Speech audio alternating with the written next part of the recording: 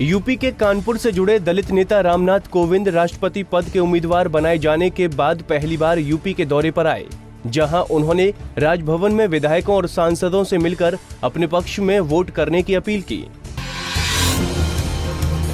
उत्तर प्रदेश की योगी सरकार ने सपा सरकार के कुशासन के खिलाफ आज श्वेत पत्र जारी करने का प्रस्ताव कार्यक्रम टाल दिया है। ये कार्यक्रम राष्ट्रपति पद के उम्मीदवार रामनाथ कोविंद के दौरे के कारण टाल दिया गया। सूत्रों ने बताया कि अब ये श्वेत पत्र 27 जून को योगी सरकार के 100 दिन का रिपोर्ट कार्ड पूरा होने के मौके पर जारी किया जाएगा। राष्ट्रपति पद के उम्मीदवार रामनाथ कोविंद के स्वागत के लिए उमा भारती लखनऊ पहुंची, जहां उन्होंने कहा कि रामनाथ कोविंद की जीत तय है। वहीं गंगा सफाई अभियान पर उन्होंने कहा कि 2018 तक गंगा साफ हो जाएगी।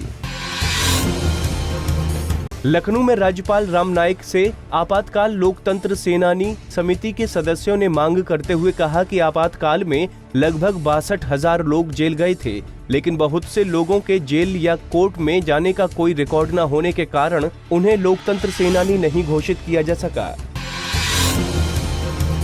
समाजवादी के नेता और पूर्व वक्फ मंत्री आजम खान ने शिया वक्फ बोर्ड के 6 सदस्यों की बहाली को लेकर योगी सरकार पर जमकर निशाना साधा। उन्होंने कहा कि बहाल हुए सदस्यों को इसे अलविदा का तोहफा समझना चाहिए, क्योंकि सरकार ने बिना नोटिस के उन्हें हटा दिया था। वहीं उन्होंने प्रदेश की योगी सरकार पर निशाना साधते हुए कहा कि बगैर किसी इल्जाम के इन सदस्यों को सरकार ने तानाशाह रवैये अपनाते हुए हटाया था। अदालत ने ऐसे जालिम हुक्मरान को अपनी हदों में रहने का आदेश दिया है।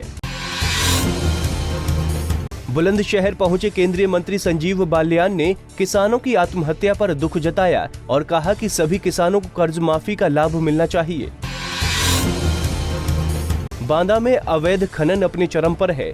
आपको बता दें कि 8 खदानों के पट्टे हुए हैं, जिनमें से 4 खदानें चालू हुई हैं, लेकिन उन खदानों से अधिक जगह पर खनन माफिया खनन कर रहे हैं।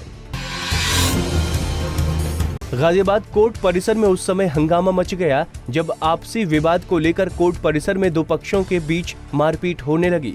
वहीं पुलिस ने कार्रवाई करते हुए इस मामले में 2 लोगों को गिरफ्तार किया है। वाराणसी में 3 दिवसीय रथ यात्रा मेले का शुभारंभ हुआ, जहां रथ पर सवार होकर जगन्नाथ प्रभु भाई बलराम और बहन सुभद्रा के साथ नगर भ्रमण करते हुए ससुराल पहुंचे। आगरा में एक चोर को ट्रक के अंदर रखा मोबाइल चोरी करना बहुत महंगा पड़ गया। दरअसल ड्राइवर के शोर मचाने पर मौके पर मौजूद लोगों ने चोर को पकड़ लिया और फिर उसकी जमकर पिटाई कर दी। लखनऊ में डीजीपी ऑफिस में कार्यरत सीओ की बेटी ने फांसी लगाकर आत्महत्या कर ली। आपको बता दें कि लड़की की उम्र 13 साल बताई जा रही है।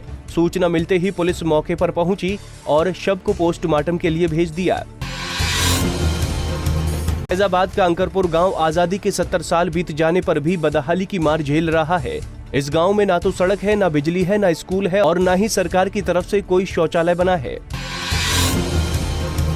केंद्र सरकार के स्किल डेवलपमेंट योजना के तहत गोरखपुर में लोगों के लिए कार्यशाला का आयोजन किया जा रहा है।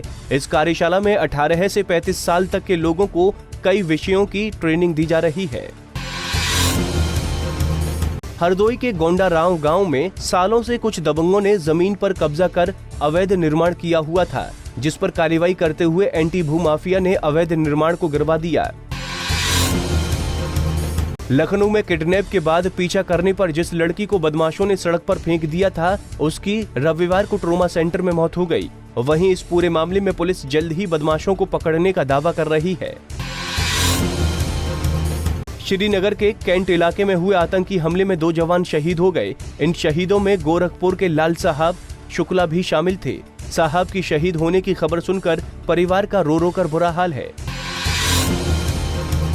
महोबा में भगवाधारियों के आतंक का मामला सामने आया है।